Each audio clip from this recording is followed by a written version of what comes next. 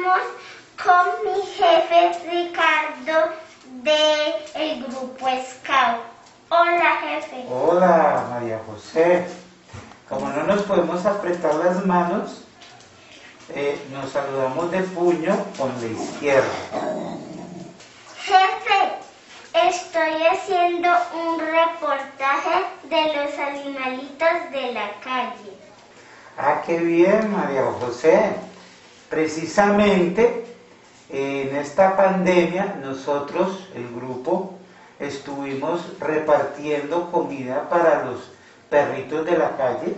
Instalamos unos comederos en todo el municipio y cada 2 días íbamos A darle comida. a darle comida, sí señora. Estuvimos todos estos meses dándole comida a los perritos y la gran felicidad que nos daba era que cuando nosotros les servíamos en el comedero venían los perritos, las iguanas, las palomas, hasta gallinas venían a comer de ellos. Con eso era que nosotros nos sentíamos bien, con eso nos pagaban los animales. Todos estos animales que alcanzan a ver han sido recogidos de la calle y lo hacemos con mucho amor.